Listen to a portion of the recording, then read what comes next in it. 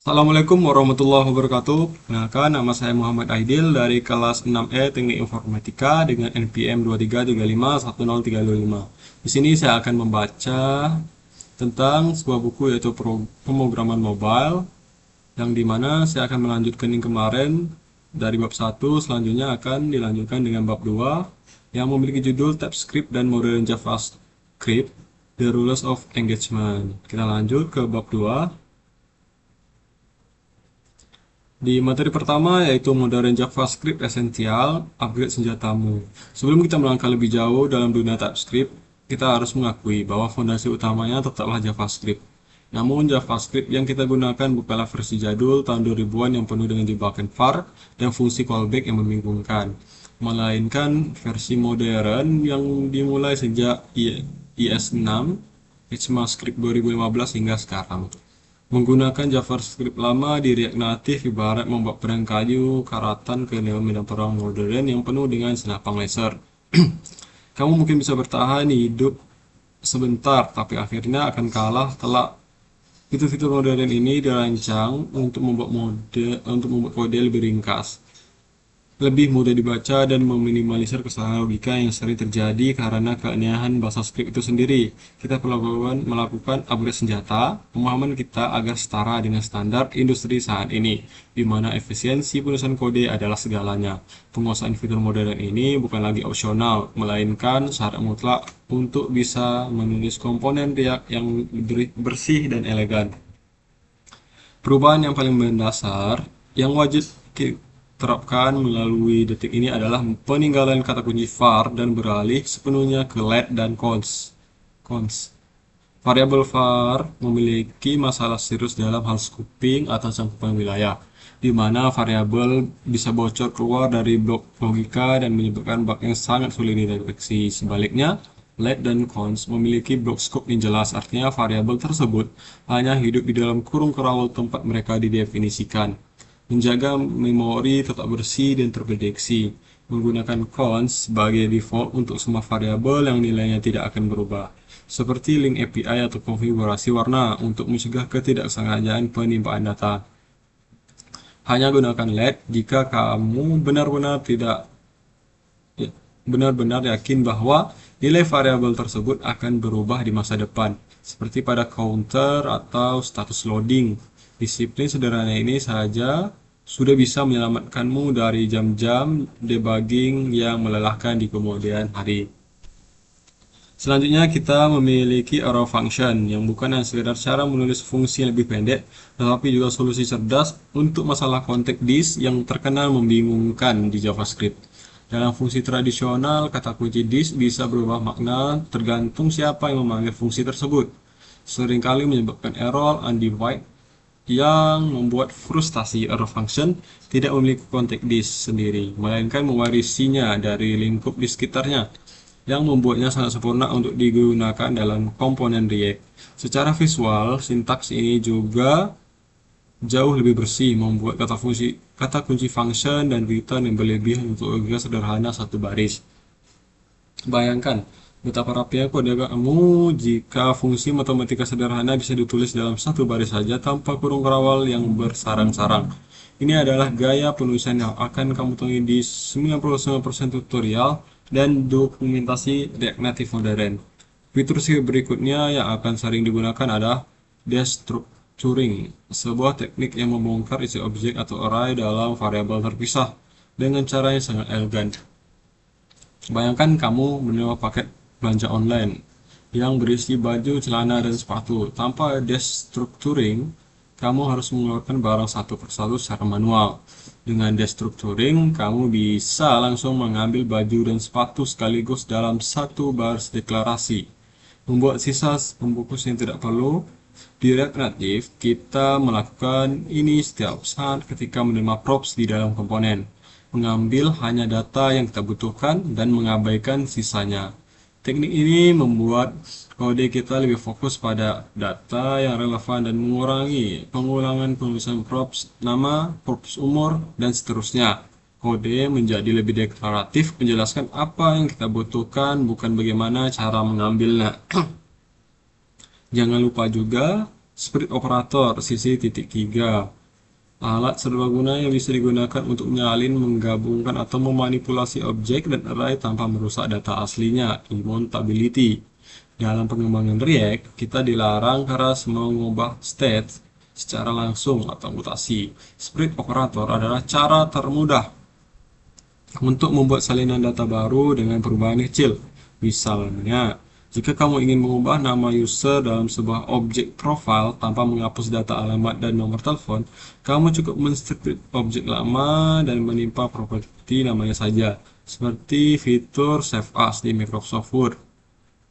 Kamu membuat dokumen baru berdasarkan dokumen lama tanpa menimpa dokumen aslinya. Kemampuan memanipulasi ini data secara immutable ini adalah kunci performa React karena membantu sistem mendeteksi perubahan yang lebih cepat. Terakhir, kita memiliki template literals, fitur yang memungkinkan kita menyisipkan variabel ke dalam string tanpa harus melakukan penyambungan string concatenation yang menyakitkan mata dengan tanda tambah menggunakan tanda backtick. Kita bisa menulis string multibaris dan menyisipkan ekspresi JavaScript secara langsung menggunakan sintak variables. Ini sangat berguna ketika kita perlu menyusun URL dinamis untuk memanggil API atau menggabungkan nama depan dan nama belakang user dalam satu tampilan. Tidak ada lagi kebingungan menghitung jumlah tanda kutip atau spasi yang hilang saat menggabungkan teks. Semua fitur IS6 Plus ini adalah kosa kata dasar yang harus kamu kuasai agar bisa berbicara dengan lancar dalam ekosistem React Native. Tanpa ini, membaca kode orang lain atau dokumentasi resmi akan terasa seperti membaca bahasa asing. Selanjutnya kita masuk ke materi kedua, yaitu mengapa TypeScript matters. Why TypeScript matters, the safety net. Banyak pemula yang merasa terintimidasi atau bahkan malas belajar TypeScript karena menganggapnya hanya menambah kerumitan dan jumlah kode yang harus ditulis. Padahal TypeScript sebenarnya adalah malaikat pelindung yang menyamar sebagai polisi lalu lintas yang tegas. Ia mungkin terlihat menyebalkan karena banyak aturan, tapi tujuannya adalah agar kamu selamat sampai tujuan. JavaScript adalah bahasa yang bertipe dinamis atau dynamic typing, yang artinya variabel bisa berubah dari angka menjadi teks tanpa peringatan apapun. Dan ini adalah sumber malapetaka di aplikasi besar. Bayangkan kamu sedang membuat aplikasi keuangan, dan karena sebuah kesalahan kecil, saldo 1000 dalam bentuk teks ditambah dengan 500 dalam bentuk angka, menjadikannya 1500 dalam bentuk teks alih-alih menjadi 1500 dalam bentuk angka. Kesalahan konyol seperti ini bisa terjadi diam-diam di JavaScript dan baru ketahuan saat penggunaan komplain karena saldonya salah. TypeScript hadir untuk mencegah skenario horor ini dengan memaksa kita mendefinisikan tipe data sejak awal. Keunggulan utama TypeScript adalah kemampuan mendeteksi kesalahan pada compile time saat kita menulis kode, bukan pada runtime saat aplikasi dijalankan oleh pengguna. Ini seperti memiliki editor naskah pribadi yang langsung menegurmu begitu ada typo atau kesalahan logika, bahkan sebelum kamu menekan tombol save. Dalam pengembangan aplikasi mobile, siklus feedback yang cepat sangat berharga karena prosedur ulang aplikasi bisa memakan waktu. Jika kita bisa menangkap 90% bug potensial hanya dengan memilih garis merah di editor kode, kita menghemat waktu berjam-jam yang bisa habis atau debugging. TypeScript mengubah pengalaman coding dari tebak-tebakan berhadiah menjadi proses rekayasa yang presisi dan terukur. Kita tidak perlu lagi mendoa semua kode kita berjalan karena compiler sudah memverifikasi secara matematis. Selain keamanan, TypeScript memberikan pengalaman pengembangan developer experience atau DX yang jauh lebih superior berkat fitur IntelliSense atau autocomplete yang cerdas karena IDE editor seperti VS Code tahu persis bentuk data yang sedang kamu olah. Ia bisa memberikan saran properti yang tersedia secara akurat saat kamu mengetik. Bayangkan kamu sedang menggunakan sebuah library pihak ketiga yang kompleks dengan JavaScript biasa. Kamu harus bolak-balik membaca dokumentasi di browser untuk tahu nama fungsi yang tersedia. Dengan TypeScript, kamu cukup mengetik titik dan daftar fungsi beserta parameter yang dibutuhkan muncul seketika di layar. Ini seperti bermain game dengan panduan walk chalk yang selalu aktif di layar kamu, membantu mengambil keputusan yang benar setiap saat. TypeScript juga berfungsi sebagai dokumentasi hidup bagi kode kita, yang sangat krusial ketika berjalan dalam tim atau kembali membuka proyek lama setelah berbulan-bulan.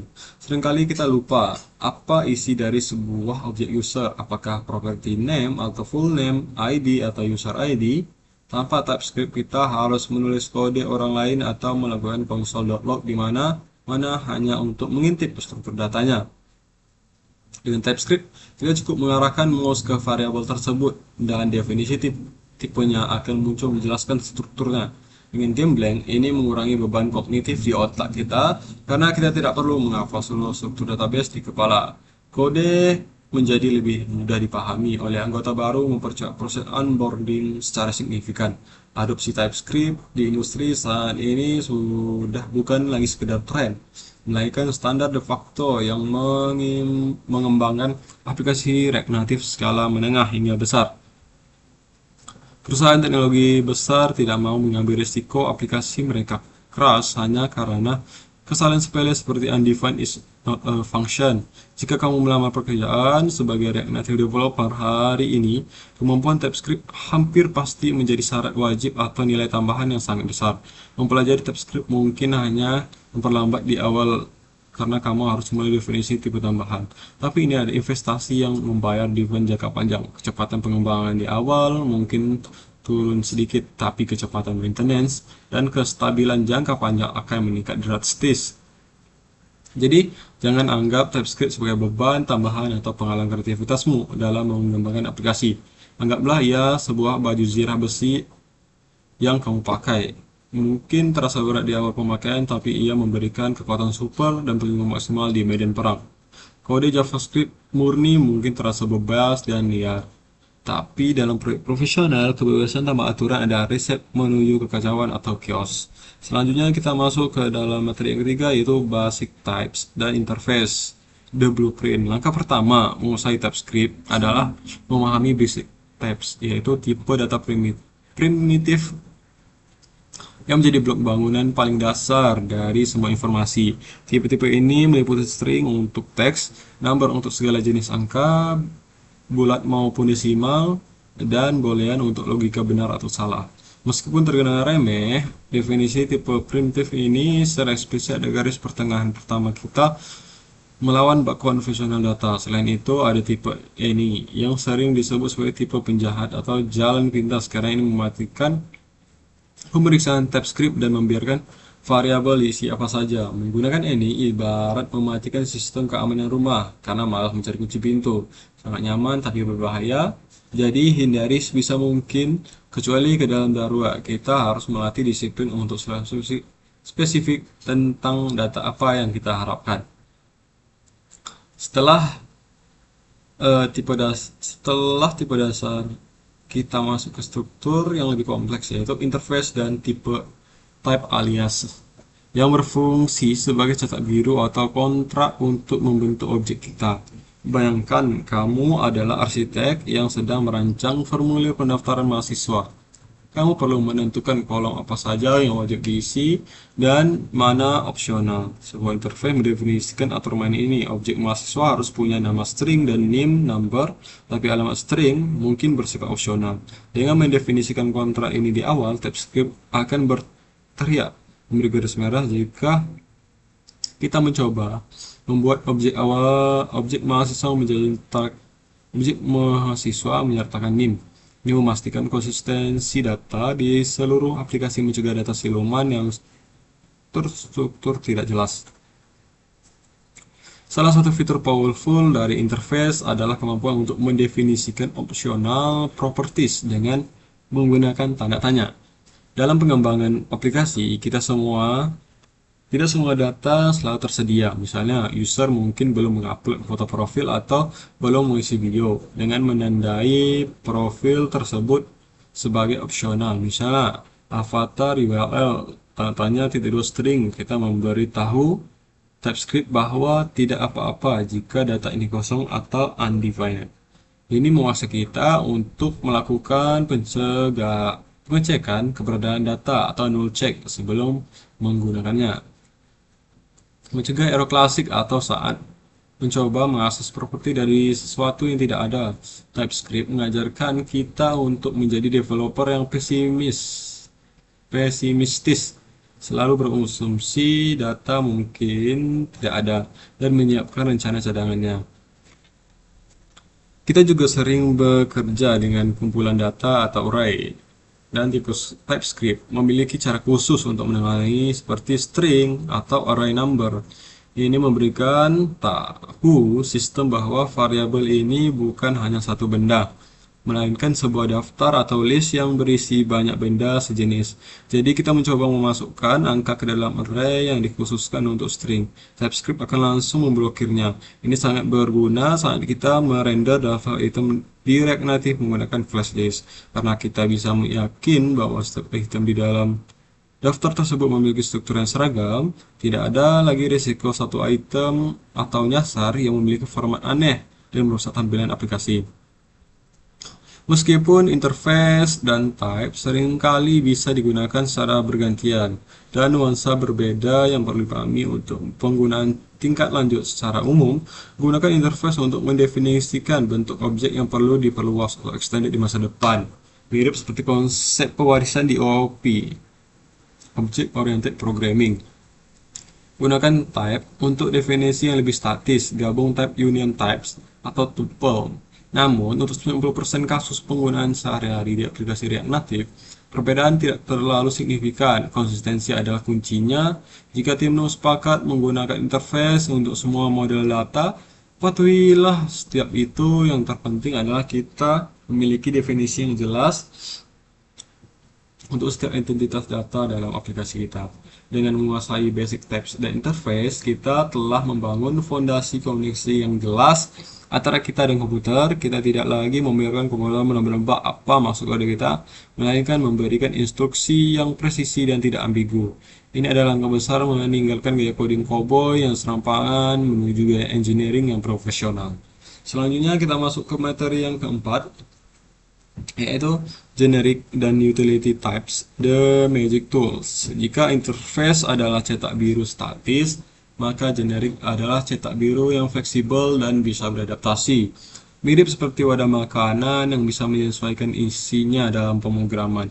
Kita sering kali perlu membuat komponen atau fungsi yang bisa bekerja dengan berbagai jenis data tanpa harus menulis ulang kode untuk setiap tipe. Generic memungkinkan kita menggunakan variable type, biasanya disimbolkan dengan T besar, yang bertindak sebagai placeholder atau tempat penampungan tipe data yang akan ditentukan nanti saat kode digunakan. Contoh paling nyata adalah komponen list di React Native. Sebuah flash list harus bisa menampilkan daftar apa saja, entah itu daftar film, daftar pengguna, daftar produk. Tahapan generik, kita harus membuat movie flat list, user flat list, dan product flat list secara terpisah, yang tentu saja sangat tidak efisien dan melanggar prinsip DRY atau don't repeat yourself. Dengan generic, kita bisa membuat satu komponen custom list yang cerdas, yang tahu tipe data apa yang sedang ia render. Jadi kita memasukkan data film ke dalamnya, TypeScript akan otomatis tahu bahwa setiap item di dalam list tersebut memiliki judul dan durasi. Jika kita memasukkan data user, ia tahu itemnya punya nama dan email. Ini memberikan keamanan tipe yang luar biasa sekaligus fleksibel yang maksimal. Kita tidak kehilangan fitur autocomplete hanya karena kita membuat komponen yang bersifat umum. Analogi sederhananya seperti mesin blender. Mesin sama atau fungsi atau komponen, tapi bisa memproses sebuah apa saja seperti tipe data yang kita masukkan ke dalamnya dan hasilnya sesuai dengan apa yang kita masukkan. Selain generik buatan sendiri, TypeScript menyediakan sekumpulan utility types, bawaan yang sangat berguna untuk manipulasi tipe data yang sudah ada harus menulis ulang.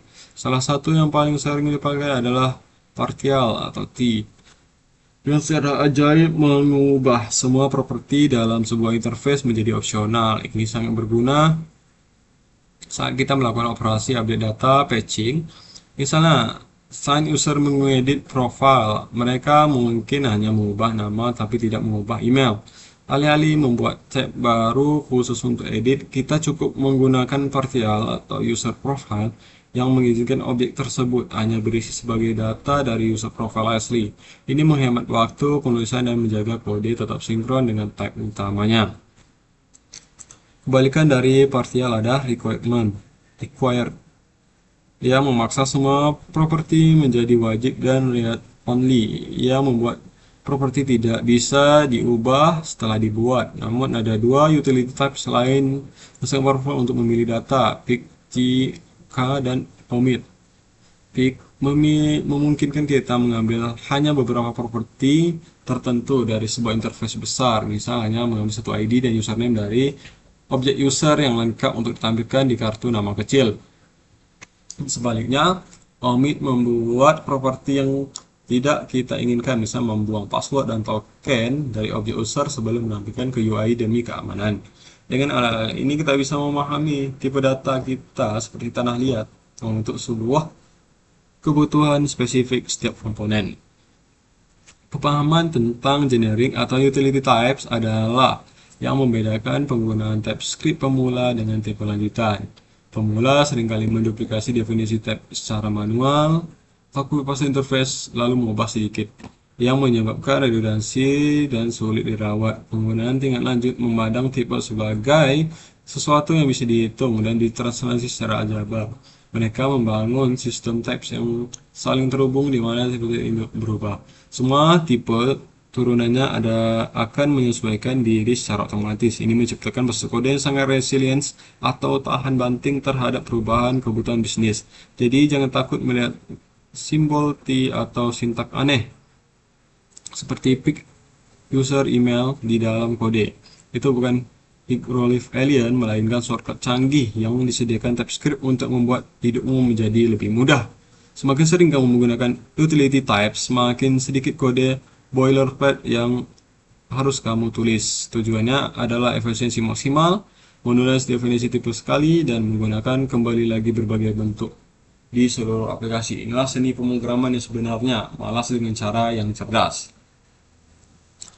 Lanjut kita masuk ke materi yang kelima, yaitu street mode configuration, yaitu bermain di hard mode. Sekarang kita memahami sintaks dan fiturnya, kita perlu membahas tentang aturan main konfigurasi lingkungan kerja kita melalui file tsconfig.json. File ini adalah pusat kendali compiler TypeScript, tempat kita menentukan seberapa ketat atau longgarnya aturan yang ingin kita terapkan. Rekomendasi mutlak atau proyek modern terutama yang dimulai adalah mengaktifkan mode street atau true. Mengaktifkan mode ini ibaratkan menyetel level kesulitan game ke hardcore, musuh bug lebih agresif, dan aturan type checking lebih kejam. Namun bermain di mode sulit ini akan melatihmu menjadi developer yang disiplin dan menghasilkan kode kualitas tinggi. Jika kamu terbiasa dengan aturan ketat sejak awal, kamu tidak akan kaget saat masuk ke tim profesional yang memiliki standar tinggi.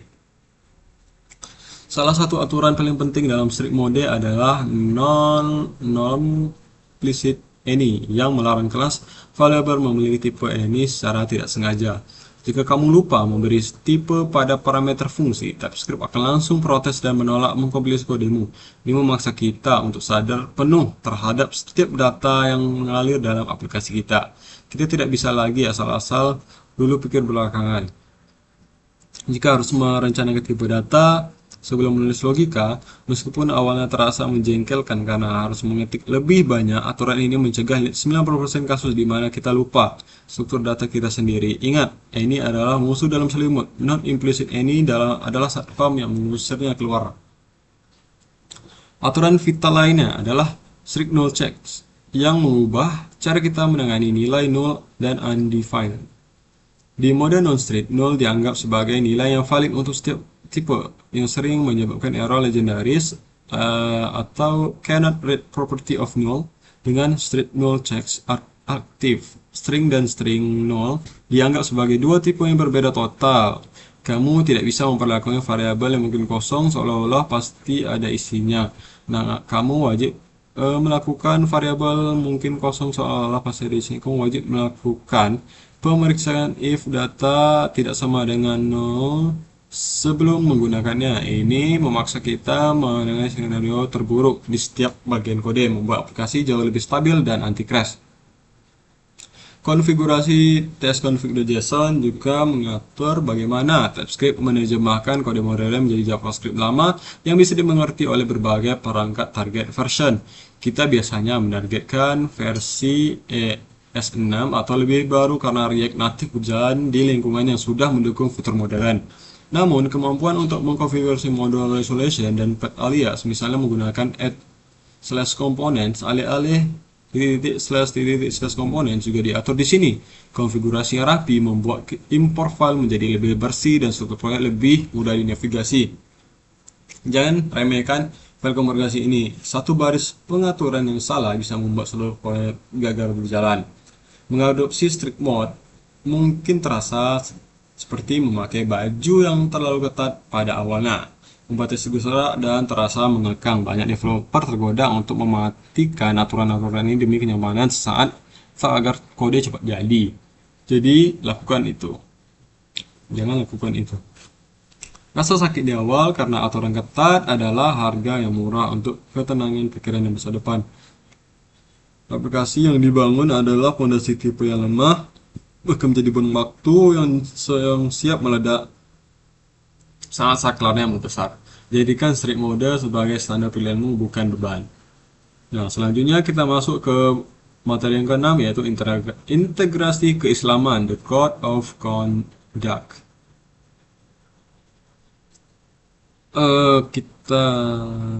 Kita belajar keras bahwa JavaScript modern dan TypeScript bukanlah tentang membatasi kreativitas kita, melainkan memberikan pagar agar aplikasi kita selamat dari kehancuran atau crash. Prinsip-prinsip paralel ini sangat indah dengan bagaimana Islam mengatur kehidupan manusia. 1. TypeScript dan filosofi pagar syariat. Kita menggunakan TypeScript sebagai safety net atau jaringan pengaman. TypeScript akan memari kita memberikan garis merah saat kita coding demi mencegah aplikasi crash oleh pengguna nanti. Lebih baik susah di awal compile daripada hancur di akhir. Ini mirip dengan konsep syariat Islam.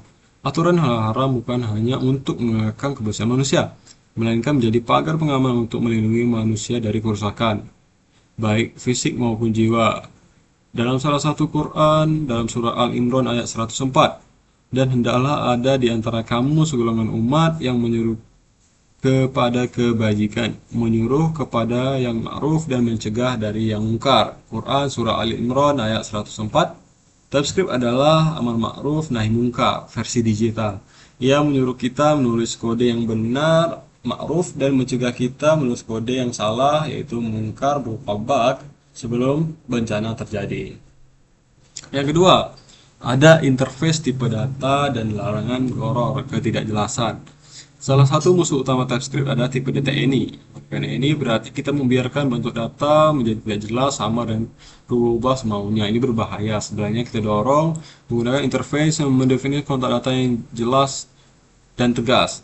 Dalam muamalah atau transaksi Islam, ketidakjelasan disebut error dan ini dilarang keras. Sebuah akad atau transaksi harus jelas barang, jelas nilai, jelas aturannya. Rasulullah SAW melarang jual beli al-hasna dengan melempar kerikil dan jual beli error yang mengandung ketidakjelasan. Hadis riwayat Muslim.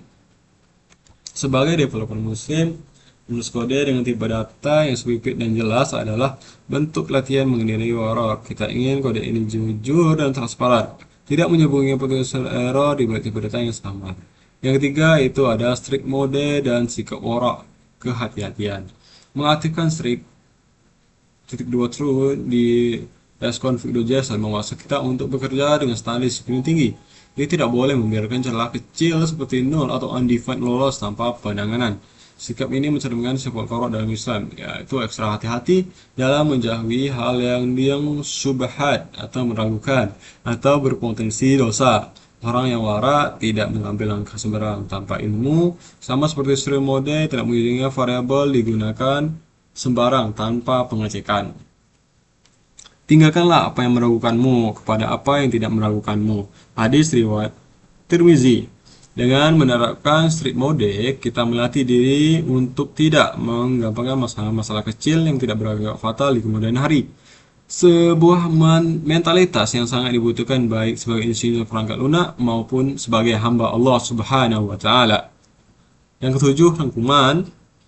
Terdapat rangkuman yang dimana itu satu, modern JavaScript esensial, upgrade senjata. Jangan guna senjata karatan atau JavaScript lama di medan perang modern, di mana tersebut terdapat ada variabel let dan cons, ganti var untuk scoping variabel yang aman. Terus ada arrow function, sintak fungsi yang lebih ringkas memperbaiki masalah disk. Terus ada destructuring, cara elegan untuk membongkar paket menggunakan prop atau state dalam satu baris. Terus ada spread operator untuk memanipulasi data, copy update tanpa merusak data asli atau immutability. Selanjutnya kedua, TypeScript, the safety net, yaitu jaringan pengamanan. TypeScript adalah polisi lalu lintas yang tegas sama melindungi. Yang pertama itu ialah compile time dan runtime. TypeScript menangkap error saat mengetik garis merah, mencegah aplikasi meledak saat dijalankan user. IntelliSense atau fitur autocomplete cerdas yang memberitahu properti apa saja yang tersedia sehingga kamu tidak perlu menghafal dokumentasi. Selanjutnya ada basic types dan interface. Tak biru data, komputer tidak boleh menambah-nambah data. Yang pertama itu ada interface, kontak tertulis yang mendefinisikan bentuk objek, misal user wajib punya ID dan email. No any. Yang kedua, hindari tipe any sebisa mungkin. Menggunakan any sama dengan mematikan sistem keamanan rumah karena malas mencari kunci. Yang keempat, yaitu generic dan utility types. Alat ajaib menulis kode yang fleksibel tetapi aman. Generic atau T besar membuat komponen yang bisa menerima berbagai tipe data seperti Blender yang bisa memproses buah apa saja tanpa kehilangan type. Selanjutnya ada utility types. Shortcut canggih seperti partial membuat semua opsional, pick sebagian, ambil sebagian, dan omit buang sebagian untuk memanipulasi tipe data dengan cepat.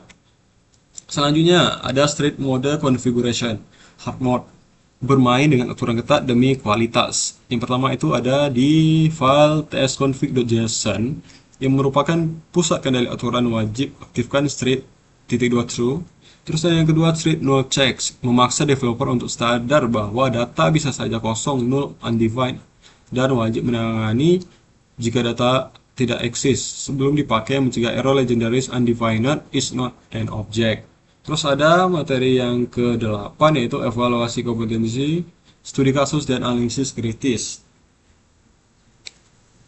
Yang pertama itu adalah analisis risiko tipe data ini dan konsep error, di mana ada skenario-nya. Seorang developer di tim Anda sering menggunakan tipe data ini saat mendefinisikan variabel API response dalam mempercepat pengerjaan, biar tidak merah-merah. Suatu hari struktur data dari server berubah diam-diam, menyebabkan aplikasi crash massal di tangan pengguna karena aplikasi mencoba mengakses properti sudah tidak ada. Pertanyaan, lakukan analisis mendalam terhadap kejadian dari sisi teknis dan etika transaksi. Jelaskan bagaimana penggunaan ini menghilang manfaat utama TypeScript, kemudian menghubungkan risiko ketidakjelasan tipe data ini dengan konsep error ketidakjelasan dan mengapa kode yang tidak jujur. Untuk kunci jawaban itu kita menggunakan loss of type safety, yaitu any mematikan pengecekan TypeScript, membuat TypeScript tidak berguna kembali jadi JS biasa. Runtime error, kesalahan baru ketahuan saat aplikasi dipakai user, bukan saat coding. Error itu transaksi akad yang tidak jelas, objek dilarang. Dengan kode ini menyembunyikan bentuk asli data, menipu developer lain menggunakannya. Selanjutnya yang kedua, kreasi interface untuk sistem e-commerce halal. Skenario, Anda ditunjuk sebagai lead engineer.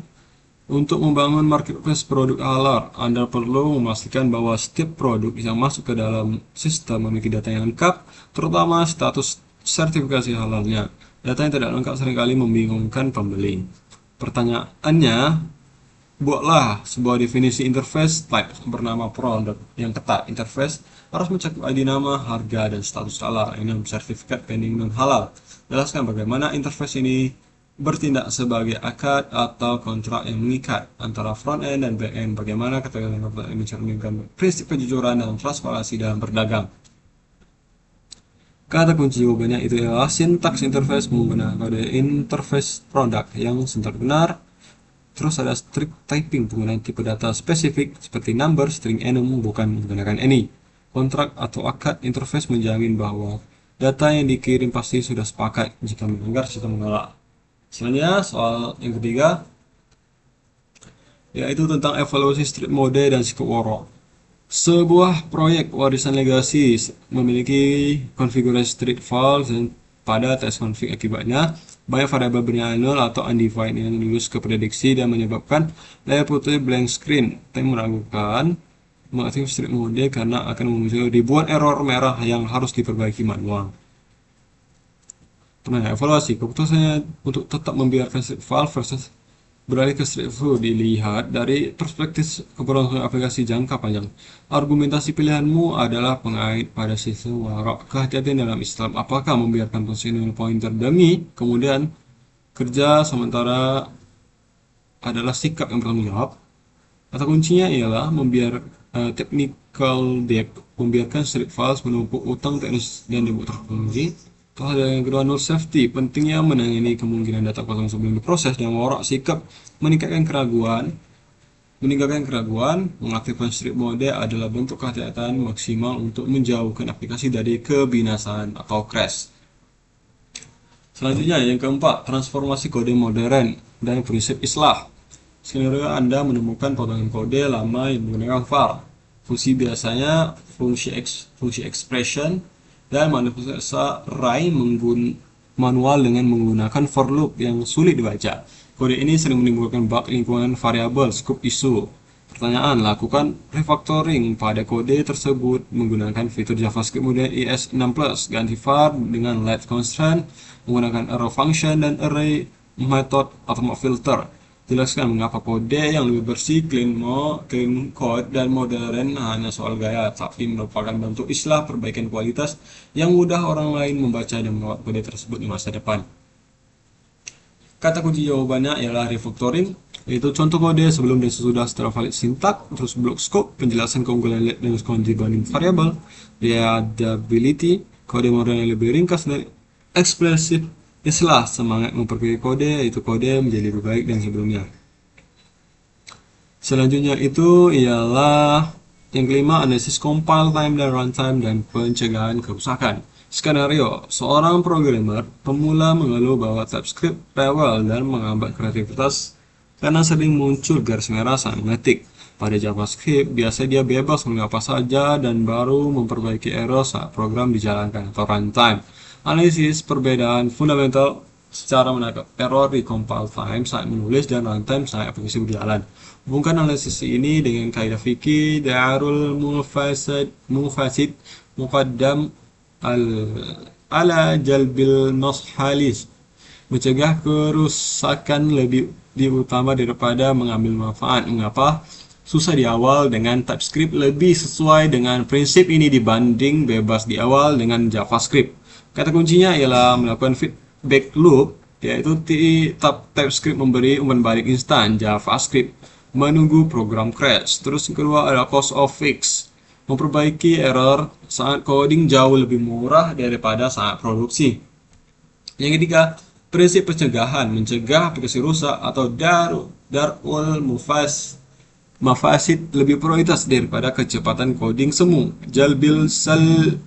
Jalbil mashali, TypeScript adalah pagar pencegah kerusakan. Nah, mungkin itu saja yang bisa saya baca. Lebih dan kurang saya mohon maaf. Assalamualaikum warahmatullahi wabarakatuh.